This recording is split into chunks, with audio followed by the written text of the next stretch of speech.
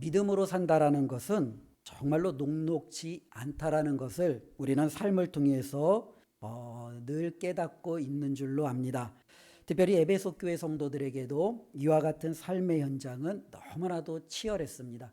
그들은 예수님을 믿기 전, 만나기 전에 이방인이었다가 이제는 예수님을 전해 듣고 그 예수님을 영접함으로 하나님의 자녀가 되었습니다. 지금까지 내가 살아왔던 그 모든 삶을 이제는 뒤로하고 하나님이 원하시는 삶으로 그들의 모든 것들을 바꾸어 내야 되는 거죠.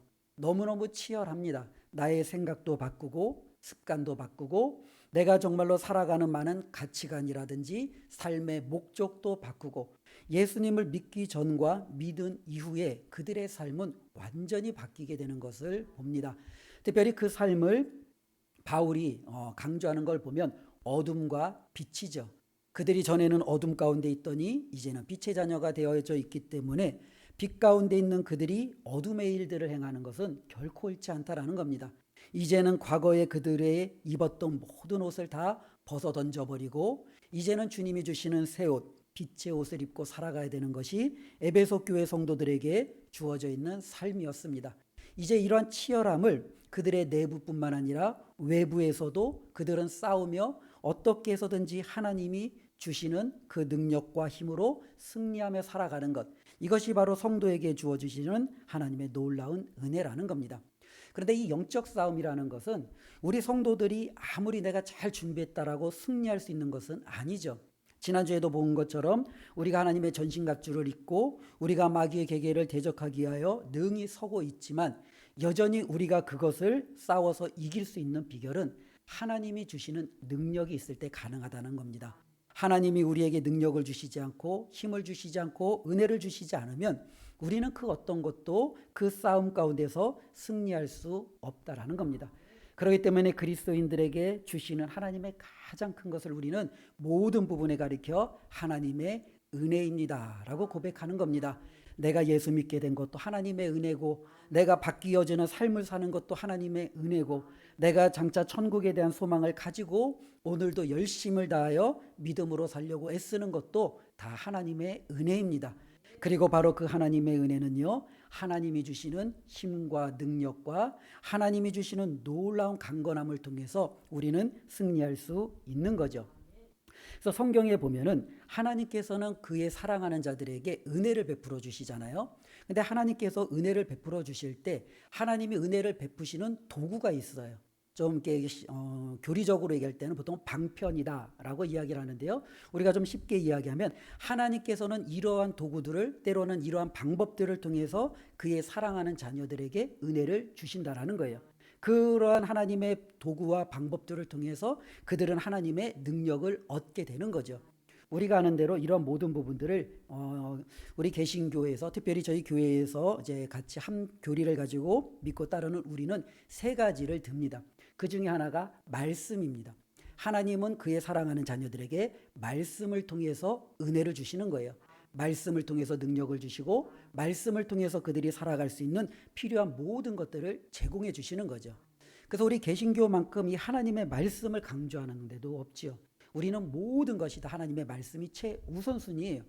어쩌면은 이제 천주교는요, 하나님의 말씀의 권위보다 교회의 권위가 더 높고 교회의 권위보다는 교황의 권위가 더 높고 그들은 이러한 권위가 말씀보다 더 높은 것들이 몇 가지 단계가 있지만 우리는요, 하나님의 말씀을 우리의 최종적인 권위를 두는 거예요. 그래서 하나님의 말씀 앞에는 모든 성도나 모든 성직자나 다 동일하다라는 거죠.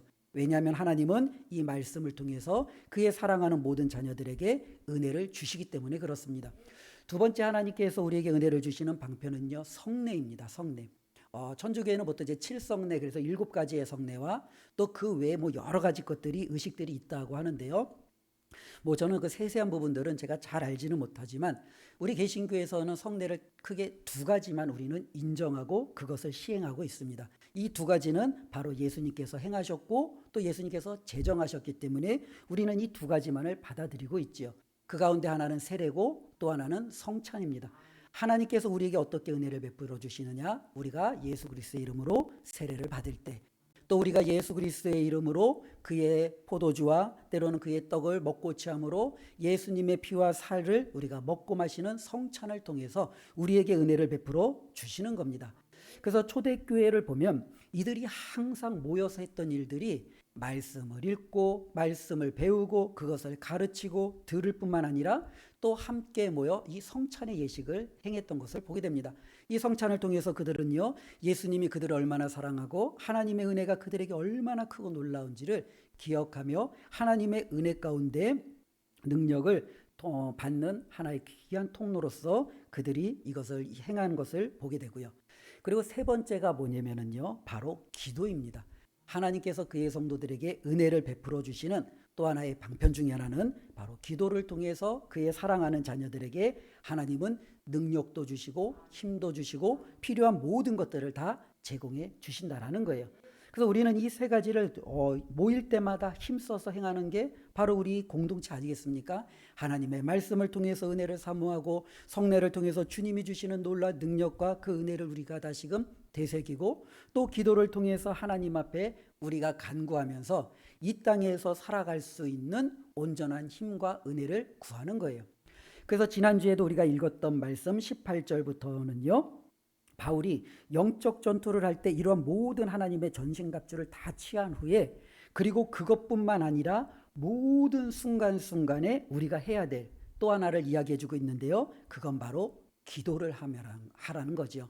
바로 이 하나님을 향한 간구를 통해서 우리가 행하는 영적 전투, 우리가 행하는 삶의 모든 영역들 속에서 우리는 승리할 수 있다라는 겁니다. 그러면 오늘 우리가 아는 대로 이 기도라는 부분에 대해서 간략하게 다시 한번 정리해 볼 필요는 있을 것 같습니다. 기도란 무엇인가 라고 이야기할 때 기도는요, 분명한 대상이 있어요. 우리가 기도할 때 그 대상은 예수님이 아니에요. 우리가 기도할 때 대상은요, 성령님이 아니죠. 우리가 기도하는 대상은 누구예요? 오직 성부 하나님이세요. 우리는 성부 하나님께 기도하시는 거죠. 저와 여러분들이 성부 하나님께 아버지 하나님 앞에 필요한 모든 것들을 우리는 간구하며 나아가는 겁니다. 그런데 우리가 성부 하나님 앞에 기도할 때 이 기도할 수 있는 이 통로가 있어요. 통로. 그렇죠? 이 통로를 통하지 않고는 하나님께 기도할 수가 없는 거예요. 그래서 이 통로가 바로 무엇이냐? 예수 그리스도의 이름입니다. 예수 그리스도를 통하여서만 우리는 하나님 앞에 기도할 수 있는 거예요. 그렇기 때문에 이 통로를 우리는 늘 기억하며 예수 그리스도를 통해서 내가 하나님 아버지께 기도할 수 있는 놀라운 특권을 받게 되는 거죠. 또 하나의 문제는요, 우리가 그렇게 기도해서 잘하면 좋은데 문제는요, 우리가 그렇게 해도 기도를 잘 못할 때가 있어요. 우리가 무엇을 기도해야 될지 알지도 못하고 깨닫지도 못하는 때가 있어요.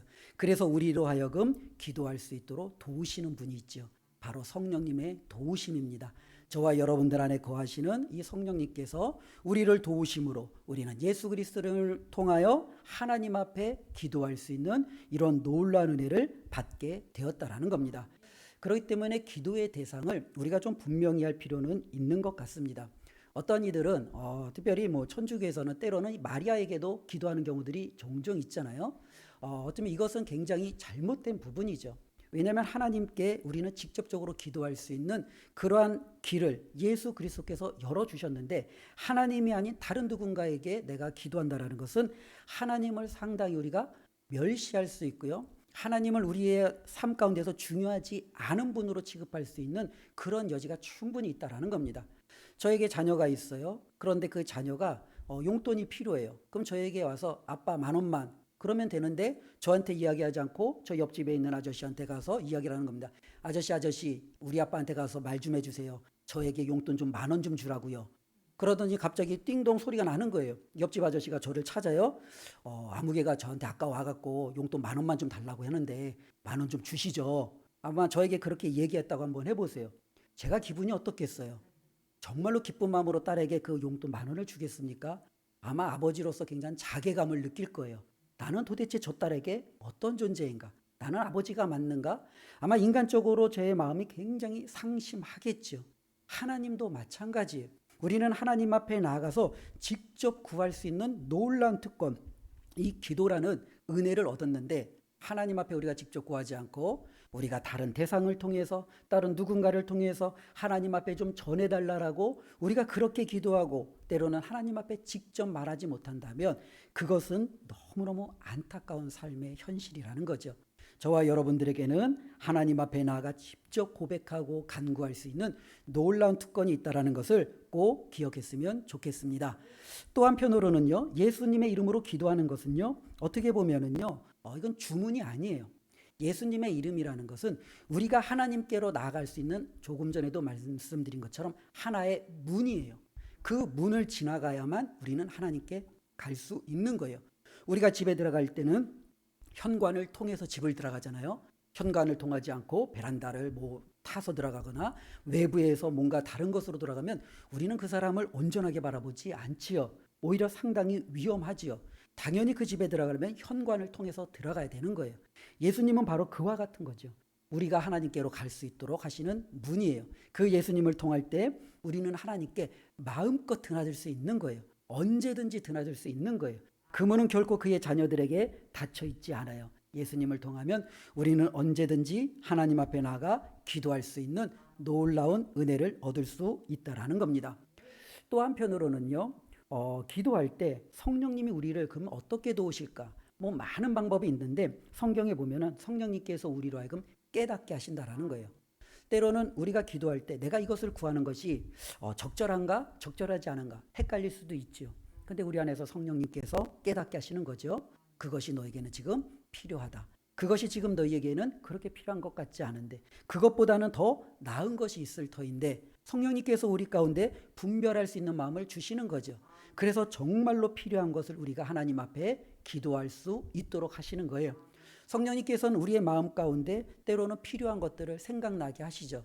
때로는 주님 앞에 나와 기도하는데 기도를 뭘 해야 될지 모르는 거예요. 근데 갑자기 내 가운데, 생각 가운데, 마음 가운데 무언가가 떠오르면서 그것에 대해서 나에게 간절함이 생겨요.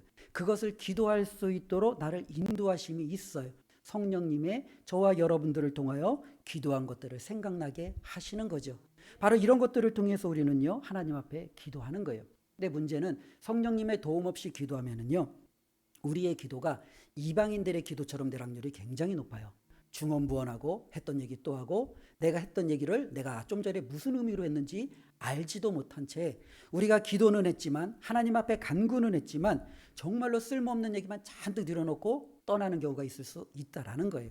그런데 성령님의 도우심이 있으면요, 저와 여러분들이 필요한 내용, 우리가 하나님 앞에 간구하는 모든 것 가운데 가장 적절한 것을 깨닫게 하시고 생각나게 하시고 그로 말미암아 하나님의 마음 가운데 상달되게 하시는 은혜가 있다라는 겁니다.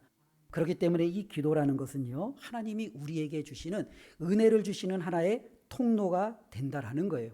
그래서 오늘 바울은요, 이 에베소서 전체를 마무리하면서 이 하나님이 주시는 우리에게 주시는 이 은혜의 통로, 이것을 기억하며 그들에게 자신을 위해서 기도해 달라고 요청하고 있는 거예요.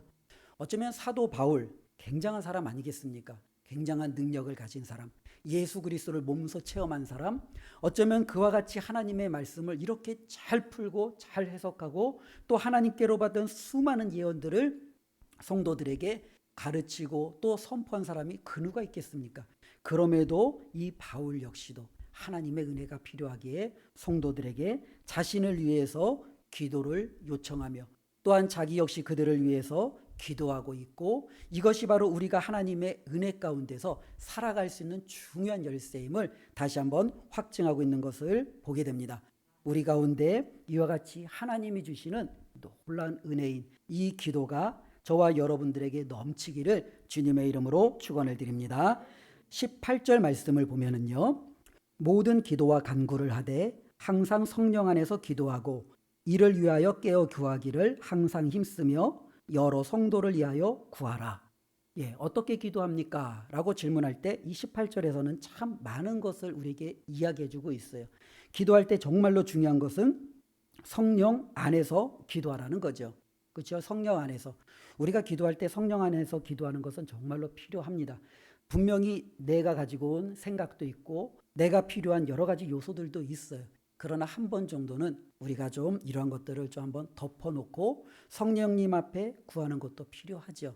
성령님이 나에게 무엇을 말씀하시는지, 내가 어떠한 기도를 하기를 원하시는지 귀 기울일 필요가 있어요.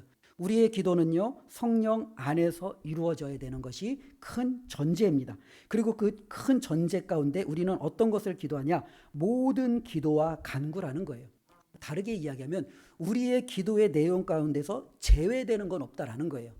우리가 생활하는 모든 것들이 다 기도의 제목이 될 수 있고요. 우리가 처한 모든 환경이 다 기도의 내용이 될 수 있다라는 거죠.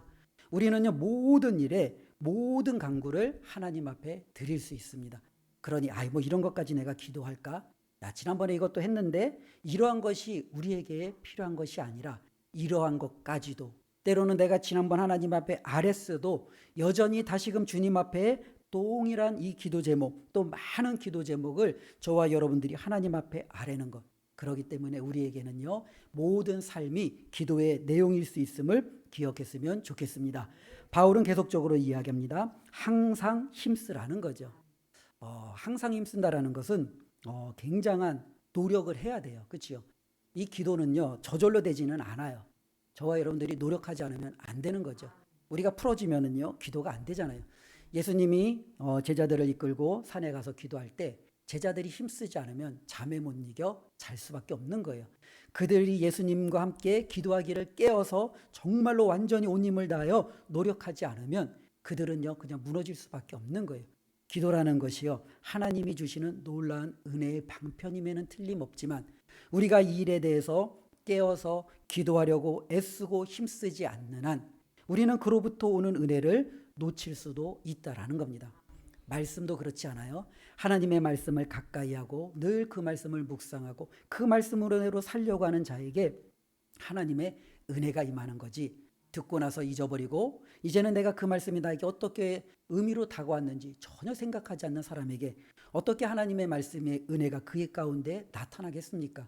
힘쓰고 애쓰는 사람에게 하나님의 은혜는요, 여전히 그 사람에게 그의 삶 가운데 동일하게 임하는 것을 우리는 깨닫게 됩니다.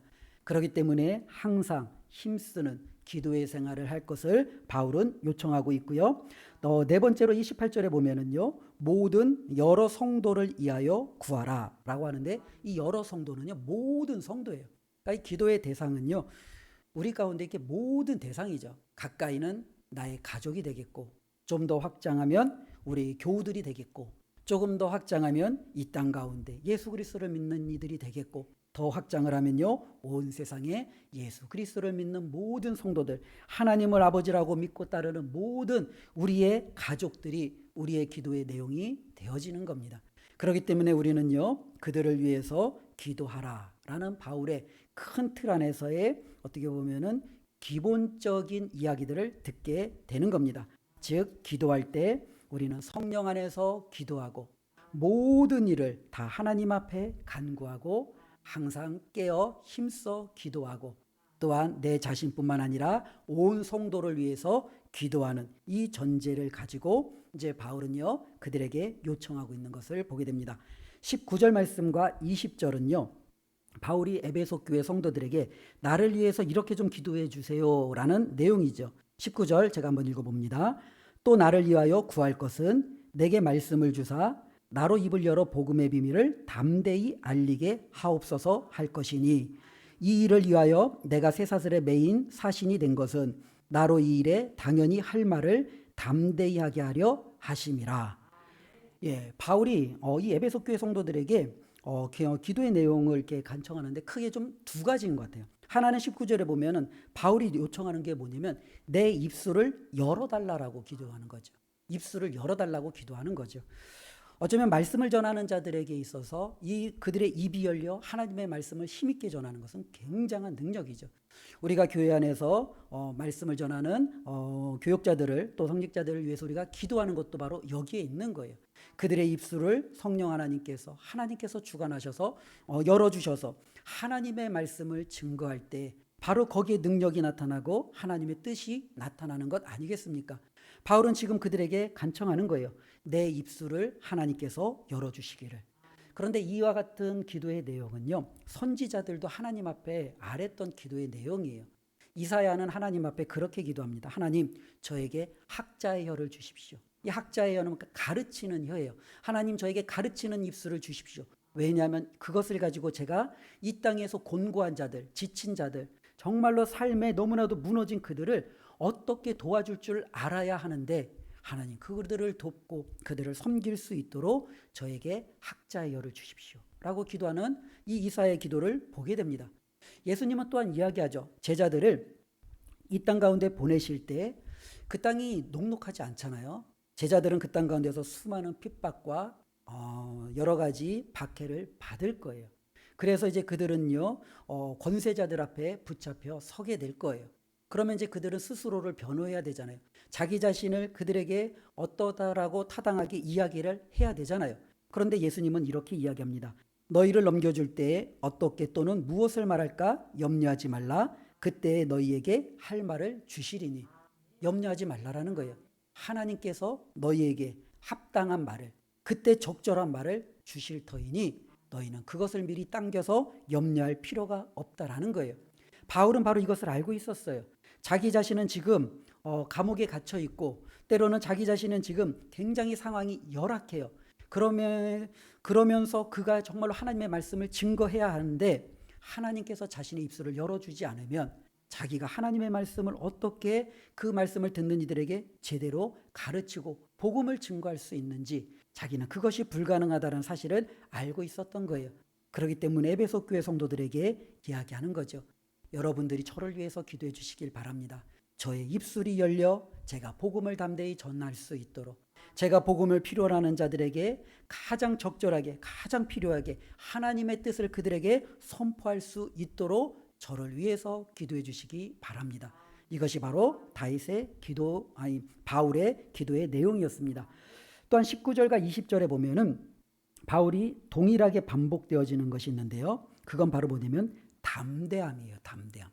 하나님 저에게 담대함을 주세요라는 거죠. 특별히 이 담대함이라는 것은 상황 가운데 우리가 유추해 볼 수 있는 거죠. 가장 먼저는요, 바울은요 투옥되어져 있는 상황이잖아요. 그의 상황이 너무 좋지 않기 때문에 환경 때문에 위축될 수 있어요. 내가 복음을 전했는데 결국에는 내가 감옥에 갇힌 신세밖에 되지 않는구나. 이제는 여기서 나의 모든 손과 발이 다 자유롭지 못하고 내가 마음껏 하나님의 뜻을 펼칠 수 없겠구나 라는 그와 같은 상황 속에서 바울은 상당히 위축될 수 있지요. 또 한편으로는요, 그 환경이 사람들에게 전하는 데 있어서 그 스스로를 위축시킬 수도 있는 거예요. 만일 제가 이제 복음을 전하는 자로서 세상적으로 저의 삶이 막 형통하는 거예요. 모든 것이 잘 되는 거예요. 그러면 저는 자신 있게 더 복음을 전할 수 있지 않겠어요? 야, 내가 하나님 앞에 복음을 전하니 하나님이 나에게 이런 축복 주셨고 이러한 축복 주셨고 이러한 축복 주셨고 봐라, 그러니 너희도 하나님의 말씀대로 살아라, 이렇게 이야기할 수 있는데, 반대로 내가 복음을 전하다가 감옥에 투옥이 되고, 내가 복음을 전하다가 사람들에게 몰매를 맞고 사람들에게 조롱을 받고, 내가 복음을 전하다가 어쩌면 예전에 있었던 그 모든 삶의 모든 것들이 다 끊어지고, 가족도 끊어지고 친구도 끊어지고 동역자들도 끊어지고 너무너무 힘들지요. 그런데 그 상황 속에서도 그래도 담대히 복음을 전할 수 있다는 것은 굉장한 어려움입니다. 왜냐하면 내가 이렇게 어려운 상황 속에서 그 복음을 전할 때 상대방도 그 어려움을, 때로는 그 환경을 각오해야 되기 때문에 어쩌면 그와 같은 상황 속에서도 복음을 전한다는 것이 바울에게 있어서는 굉장한 부담감으로 작용할 수 있지요. 그러기에 바울은 이야기하는 겁니다. 내가 그 상황 속에서도 담대히 복음을 전할 수 있도록 나에게 담대함을 달라라고 여러분들이 저를 위해서 기도해 주시기를 원합니다. 이것이 바로 바울의 기도였어요. 근데 이 바울의 기도는요, 베드로와 요한이 드렸던 기도와 똑같아요. 베드로와 요한이 유대인들에게 복음을 전하다가 사도행전 4장에 보면은 투옥이 됩니다. 그래서 그들이 투옥이 된 후 이제 종교 지도자들에 대해서 협박을 받고 이제 그들이 이제 풀려나죠. 다시는 그와 같은 일을 행하지 마라, 복음을 전하지 마라, 그러면서 그들을 풀어줍니다. 베드로와 요한은 이제 성도들에게 갔죠. 교회에 가서 그들에게 일어난 하나님의 놀라운 일들을 이야기하고 이제 그들에게 함께 한 몸으로 우리 이를 위해서 기도하자 하면서 기도 제목을 나눕니다. 그 기도 제목이 뭐냐면, 주여 이제도 그들의 위협함을 굽어보시옵고 또 종들로 하여금 담대히 하나님의 말씀을 전하게 하여 주시오며. 바로 베드로와 요한은요, 바울이 했던 기도와 똑같은 기도를 지금 드리고 있는 거예요. 하나님, 저들이 우리를 어떻게 위협했는지, 어떻게 우리를 핍박했는지, 어떻게 우리에게 박해했는지 하나님 다 보시지 않았습니까? 하나님, 그 상황 속에서도 우리가 하나님의 말씀을 담대히 전하게 해주십시오. 우리가 용기를 잃지 않게 해주십시오. 우리가 하나님 앞에서 더욱더 강건하게 나아가도록 주님 도와 주시옵소서. 이게 바로 바울과 베드로와 요한의 기도 내용이었습니다. 바로 이들이 하나님 앞에 구하는 거죠. 하나님, 저의 입술을 열어주십시오. 하나님, 저에게 담대함을 주시옵소서. 그런데 이 두 가지 목적은요, 19, 20절 우리가 방금 읽은 것처럼 한 가지 목적을 향하여 나가는 거예요. 바울에게 있어서 그 목적은 바로 복음을 전하는 겁니다. 내가 복음을 전하기 위해서 나의 입술을 열어주시기를 원합니다. 내가 복음을 전하기 위해서 담대함을 주시기를 원합니다. 그는 언제나 하나님 앞에 이 복음을 전하는 것이 그의 사명의 가장 중요한 것이었고 이를 위해서 나아간 것을 보게 됩니다. 우리도 이 땅 가운데서 살아갈 때 하나님이 우리에게 주신 많은 사명들이 있죠. 가정을 잘 세우는 것도, 교회 안에서 충성스러운 직분을 감당하여 하나님 앞에 교회를 통해 영광을 올려드리는 일들도 하나님이 우리에게 주신 귀중하고 소중한 직분들입니다. 그러나 그것 못지않게 우리가 만나는 많은 사람들 가운데 여전히 복음을 알지 못하고 예수 그리스도를 모르는 이들에게 우리가 그들에게 복음을 전하는 것만큼 중요한 사명이 또한 어디에 있겠습니까? 그런데 문제는요, 그들에게 복음을 전해야 되는 건 아는데 이게 잘 안 돼요. 부끄럽기도 하고 우리의 입술이 열리지가 않죠. 마음속에서는 머릿속에서는 맴도는데 해야 된다는 건 아는데 잘 되지가 않을 때가 너무나도 많이 있어요. 그때 우리가 이 기도 제목을 가지고 하나님 앞에 기도해야 하죠. 하나님, 제가 복음을 전해야 되는데 하나님, 제가 지금 용기가 없네요. 하나님, 저에게 좀 담대함을 주세요. 하나님, 저에게 좀 이렇게 용기를 주시고 하나님, 제가 그냥 박차고 복음을 전할 수 있도록 좀 저를 도와주세요. 하나님, 나의 입술을 좀 열어주세요. 저 입만 열었다면 생각났던 모든 것이 까먹는데 하나님, 입술을 열어서 예수님을 제가 저에게 전달할 수 있도록 하나님, 저의 입술을 좀 주관해 주세요. 이것이 바로 우리의 기도의 제목이 되고 또한 이것을 통해서 저와 여러분들 역시 하나님의 뜻을 온전히 이룰 수 있는 줄로 믿습니다. 이 일에 우리 모두가 하나가 되고 또 기도함으로 서로가 서로에게 하나님의 놀라운 은혜를, 영향력을 끼치는 우리 은강 공동체가 되기를 주님의 이름으로 축원드립니다. 오늘 21절부터 이제 마지막 절 부분까지는요, 바울의 이제 마지막 인사로 보면 되겠죠. 편지를 쓰고 나서 이제 자신의 모든 상황을 정리하며 성도 가운데 서로 안부를 전하는 바울의 그 삶을 우리는 보게 됩니다. 특별히 바울은 로마 감옥에 투옥되어 있는 상황이에요. 그렇기 때문에 그는 자유롭지 못하잖아요. 그러니 먼저 글로써 이 서신을 쓰며 자신의 상황을, 또 자신의 당부를, 또 자신이 세웠던 그 교회가 믿음 가운데 더욱더 굳건히 서도록 이 서신을 썼어요. 그리고 이 서신을 썼을 뿐만 아니라 자기가 믿고 함께 할 수 있는 동역자 두기고를 그 서신과 함께 그들에게 보냅니다. 그러면서 그들 가운데 서로 주 안에서 하나됨과 위로함을 맛보는 거죠. 22절 한번 보겠습니다. 우리 사정을 알리고 또 너희 마음을 위로하기 위하여 내가 특별히 그를 너희에게 보내었노라. 예, 바울은 자신의 있는 모든 사정을 그 서신과 두기고를 통해서 에베소 교회에 알리는 거예요. 그리고 그 서신을 받은 그 에베소 교회들은요, 바울의 사정을 듣고 여러 가지 그들의 권면과 가르침을 듣고 주 안에서 위로함을 받는 거죠. 예, 저는 이렇게 신학교를 나왔기 때문에 친구들이 상당수가 이제 목회자의 길을 좀 걷고 있어요. 그 중에 계속적으로 연락하는 친구들 중에 이제 두 친구는 이제 선교사로 이제 나가 있고요. 선교사로 나가 있는 친구들이 많은데 연락이 되는 친구가 이제 두 친구예요. 한 명은 베트남에 가 있고 한 명은 저기 이제 아프리카에 이제 가 있고요. 근데 이제 이 두 친구를 이제 보면은 가끔가다 이제 저에게 이제 기도 편지를 보내요. 한 분기별로 하나나 두 달에 한 번씩은 기도 편지를 보내요. 그 이제 그들의 이제 상황을 쭉 보는 거죠. 특별히 아프리카는 저는 처음 들었어요. 부르키나파소라고요. 그런 나라가 있는지도 몰랐는데 거기에서 이제 그 선교 사역을 하면서 그들의 여러 가지 삶의 모습들, 또 자신이 사역을 감당하고 있는 부분들, 또 가족들에 대한 소식들, 여러 가지 삶의 정황들 이런 것들을 쭉 보여주는 거예요. 또 이제 그 베트남에 가 있던 그 친구도 보면은 처음에는 베트남에 대한 열정적인 그 마음을 가지고 2년 전에 갔는데 상황이 완전히 바뀌었잖아요. 코로나 때문에. 이 코로나 때문에 그 어떤 것도 행할 수가 없는 거예요. 그럼에도 하나님이 그를 이곳으로 저곳으로 왔다 갔다 하면서 또 자신의 삶을 인도하심을 또 저에게 편지로 이렇게 좀 보여주고 있습니다. 근데 그 서신들을 쭉 읽어보면 야 정말로 어렵구나, 힘들구나, 정말로 선교사는 되면 안 되겠구나, 이런 생각이 드는 게 아니에요. 예, 그런 생각이 드는 게 아니에요. 어떤 생각이 들었어요? 야 정말로 주를 위해서 너무 멋있다. 야 나도 정말로 저렇게 더 살아야 되는데, 나에게 주어진 삶 가운데 하나님이 정말로 다시 한번 인생을 주면 나 더 멋있게 더 주를 위해서 한번 살아야지, 정말로 저들 앞에 부끄럽지 않은 삶이 돼야지, 그런 마음이 저 안에 저도 모르게 생기는 거예요. 그러면서 그들을 위해서 기도하고 또 그들에게 또 나의 상황을 전하며 나에게도 이러이러한 내용이 있으니 나를 위해서도 기도해달라. 그러면서 서로 멀리 떨어져 있지만 또 몇 년 동안 만나지도 않지만 그것이 얼마나 큰 위로가 되는지 모릅니다. 어쩌면 지금 바울과 지금 에베소 교회가 지금 그와 같은 거예요. 바울은 이제 너무너무 힘든 그 고통 속에서도 에베소 교회에 대한 사랑이 묻어 나오잖아요. 그들을 향한 이 바울의 관심이 묻어 나오잖아요. 자신이 정말로 이런 고통 속에서도 그들이 자신보다 더 뛰어난 믿음의 승리자들이 되기를 원하는 바울의 마음이 나오잖아요. 이 서신을 받은 에베소 교회들은 마음이 어떻겠어요? 제가 볼 땐 굉장히 뜨거울 것 같아요.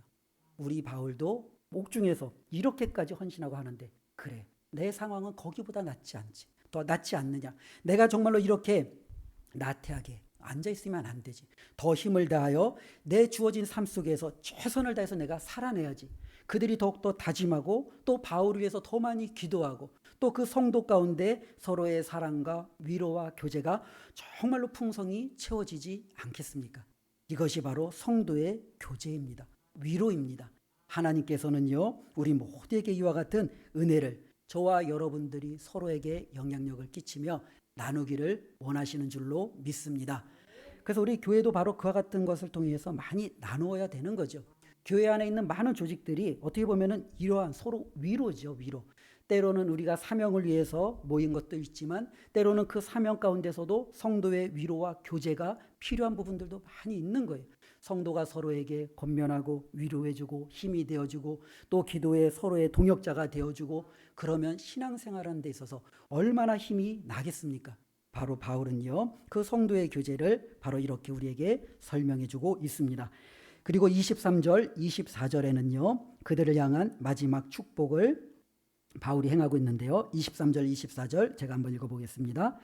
아버지 하나님과 주 예수 그리스도께로부터 평안과 믿음을 겸한 사랑이 형제들에게 있을지어다. 우리 주 예수 그리스도를 변함없이 사랑하는 모든 자에게 은혜가 있을지어다. 예, 바울은 지금 에베소 교회 성도들에게 축복을 하는데 크게 세 가지를 축복하는 거예요. 너희가 평안하기를 축복합니다. 너희에게 하나님의 사랑이 가득하기를 축복합니다. 당신들에게 하나님의 은혜가 함께하기를 축복합니다. 이것이 바로 바울이 에베소 교회 성도들에게 해주었던 축복이었습니다. 우리가 이 축복을 한번 보면은 그런 거죠. 평안이라는 것은 에베소 교회 성도들에게는 계속적으로 와 닿는 거죠. 우리가 상대방과 우리 사이에 담이 없어야 되는 거예요. 그죠? 담이 있다라는 것은 우리가 평화롭지 않다라는 거예요. 우리가 남과 북이 휴전선이라는 담이 있잖아요. 그들과 우리는 완전히 분리되어 있잖아요. 평화롭지 않은 거죠. 평화로움에 먼저 전제하려면 그들과 우리를 막아놨던 그 모든 담들이 무너져야지요. 철책뿐만 아니라 이념이 있다면 그 이념이, 때로는 그 이념이 아닌 다른 것들이 자리를 잡고 있다면 그 모든 것들이 무너져야 되는 거예요. 바로 이방인이었던 그들은요 유대인과 하나 되기가 힘들었는데 유대인과 그들 사이에 있었던 그 중간에 막힌 담을 우리 주님께서 허물어 버리셨어요. 이방인이었던 그들은 하나님과 막힌 담이 있었어요. 그런데 우리 주님께서 그들과 하나님 사이에 막혀있던 그 휘장을 허물어 버리시고 그 막힌 담을 허물어 버리시고 그들로 하여금 하나님 가운데 평안을, 하나님 가운데 평화하기를 하나님은 허락하셨다라는 거죠. 이러한 평안이 여러분들에게 영원히 있기를 원합니다. 하나님 앞에 여러분들이 정말로 함께하는 은혜가 있기를 원합니다. 이것이 바울의 축복입니다. 또 한편으로는요 사랑이죠. 사랑이 있기에 우리가 존재하는 거예요. 하나님이 사랑이 없었다면 우리는 결코 하나님과 화목할 수 없는 거죠. 하나님이 사랑이셨기에 원수되었던 우리를, 죄인이었던 우리를, 당연히 우리의 허물과 죄로 말미암아 죽을 수밖에 없는 우리를 그 모든 것을 다 뒤로 하시고 예수 그리스도의 보혈로 다 덮어주셨잖아요. 하나님이 사랑하니까 구원해 주신 거예요. 하나님이 사랑하니까 아들 삼아 주신 거예요. 하나님이 사랑하니까 내가 너를 내 자녀답게 만들겠다라는 거죠. 하나님이 사랑하니까 내가 있는 곳에 너도 함께 있게 하겠다라는 거죠. 이 모든 근거는요, 하나님의 사랑이에요. 저와 여러분들이 이 땅을 살아가면서 우리에게 주어져 있는 이런 모든 영적인 축복은 하나님의 사랑에 기반하는 줄로 믿습니다. 우리 부모님들이 자녀들에 대한 모든 행동도요, 사랑이 기반이 되기 때문에 그렇지요. 내가 사랑하니까 자녀를 위해서 희생하는 거예요. 자녀를 위해서 내 것을 내려놓는 거예요. 자녀를 위해서 내 모든 것을 포기하는 거예요. 왜? 내 자녀를 사랑하니까. 하나님이 우리를 사랑하기에 우리는 이렇게 온전히 서 있는 겁니다. 바울은 이야기합니다. 여러분들에게 그 하나님의 사랑이 더욱더 가득하기를 원합니다. 하나님의 사랑 가운데 여러분들이 더욱더 풍만히 임하기를 원합니다. 이것이 바울의 축복이었음을 보게 됩니다. 또한 끝으로는요, 은혜가 그들 가운데 있기를 원했죠. 이 은혜는요, 바울이 자신의 삶을 정의할 때 내렸던 어떻게 보면 결론이죠. 바울은 이렇게 이야기합니다. 나의 나된 것은 오직 하나님의 은혜다라는 거죠. 그렇죠? 바울이 자기 자신이 이렇게 선 것은 하나님의 은혜예요. 예수 믿는 자를 핍박하고 하나님을 거역하고 예수 그리스도를 정말로 하나님의 저주받은 자라고 생각했던 그가 이렇게 구원받은 것은 하나님의 은혜예요. 그가 직분을 받아서 사도로서 이 복음을 전할 수 있다는 것은 하나님의 은혜예요. 자신이 복음을 전하다가도 수십 번 죽을 뻔하고 여러 번 그는요, 많은 사람들의 또 여러 가지 악조건 속에서 그의 생명이 끊길 수밖에 없음에도 그가 이렇게 살아있는 것은요, 하나님의 은혜였습니다. 바로 바울은 이야기하는 거예요. 나의 나된 것은 하나님의 은혜입니다. 여러분들의 여러분 된 것도, 에베소 교회 성도들이 이렇게 하나님 앞에 서 있는 것도 하나님의 은혜입니다. 이 하나님의 은혜가 처음부터 끝까지 우리 귀한 성도님들에게 함께하기를 주님의 이름으로 축원을 드립니다. 교회란 무엇입니까? 우리가 한번 생각해 보았으면 좋겠습니다. 하나님의 은혜를 입은 사람들이 함께 모여 있는 공동체, 이게 바로 교회 아니겠습니까? 그러기에 우리는 하나이고 예수 그리스도 안에서 하나입니다. 우리는 하나님의 자녀입니다. 우리는 하나님의 자녀로서 그에 합당한 빛의 역할을 감당하도록 부름을 받았습니다. 새로운 삶을 살도록 우리는 부름을 받았습니다. 그리고 우리는 그 일들을 완수해야 합니다. 그런데 그 일이 굉장히 힘들다라는 거예요. 치열하다라는 거예요. 어려울 수 있다라는 거예요. 그래서 하나님은 우리가 이 일을 혼자 감당하지 말라고 이렇게 교회 안에 우리를 불러주신 줄로 믿습니다. 내가 오른손으로 들 수 없는 것을 왼손이 함께 들면 들 수 있는 거잖아요. 내가 한 발로 깽깽거리며 뛰면 얼마 멀리 가지 못하는데 두 발로 성큼성큼 달리면 멀리 갈 수 있잖아요. 어쩌면 이와 같은 공동체는요, 하나님이 우리에게 주시는 놀라운 축복이 되는 겁니다. 바로 이와 같은 주신 하나님의 축복을 우리가 바라보며 나 혼자 영적인 싸움을 싸우고 나 혼자 주의 일을 감당하고 그것이 아니라 우리 모두가 함께 주의 일들을 감당하고 함께 주님 앞에 나아가며 함께 상급받는 것을 우리가 기대하고 꿈꾸었으면 좋겠습니다. 그래서 바울은 마지막에 에베소 교회 성도들에게 이야기하는 겁니다. 이 싸움은 여러분들 혼자 또 나 혼자 싸우는 것이 아닙니다. 나는 지금 감옥에서 이 영적 싸움을 싸우고 있고 여러분들은 여러분들의 삶의 현장에서 그 영적 싸움을 싸우고 있습니다. 나는 이곳에서 그 싸움을 열심히 싸울 것이고 또 이곳에서 여러분들이 그 싸움에 승리하도록 기도할 것입니다. 여러분들도 그곳에서 영적인 싸움을 최선을 다해서 감당하시고 내가 이 감옥에서 내 믿음이 내 영적 싸움이 무너지지 않도록 내 사명을 제가 더 열심히 감당할 수 있도록 저를 위해서도 여러분들이 기도해 주시기를 바랍니다. 이것이 바울이 맺는 것 아니겠습니까? 우리 은강교회가 이와 같은 바울과 에베소 교회가 영적으로 서로 하나 되고 위로하고 그들에게 힘이 되었던 것처럼 우리의 모습이 그렇게 되기를 바랍니다. 서로를 위해서 기도해주는 은광교회, 우리의 연약함을 서로 감싸주고 좀 덮어줄 줄 아는 우리 은광교회, 무엇보다도 예수 그리스도를 향한 그 믿음을 하나님 앞에 서는 날까지 변하지 않고 끝까지 하나 되어 함께 앞으로 전진하는 은광교회, 무엇보다도 하나님의 우리에게 주시는 놀라운 축복을 서로에게 축복하며 힘있고 즐겁게 하나님 앞에 온전히 세워져 가는 우리 은강교회, 이 교회가 되기를 주님의 이름으로 축원드립니다. 기도하겠습니다. 하나님 감사합니다. 주님께서 오늘도 우리에게 귀한 교회 공동체를 허락하여 주시니 감사합니다. 하나님께서 우리에게 은혜를 베풀어 주셨고 그 은혜로 말미암아 우리가 이 땅에서 믿음으로 승리하며 살 수 있음을 고백합니다. 하나님은 여기에다가 또 많은 믿음의 동역자들을 붙여주시고 우리 혼자 고군분투하며 싸우는 것이 아니라 예수 그리스도를 믿는 하나님의 모든 자녀들과 함께 이 영적 싸움을 싸워 이길 수 있도록 은혜 주시니 감사합니다. 하나님이 주신 이 말씀 기억하며 서로에게 힘이 되어주고 위로가 되어주고 서로에게 축복하며 기도해주는 우리 은강의 모든 가족들이 되도록 주님 도와 주시옵소서. 예수님의 이름으로 기도드리옵나이다. 아멘.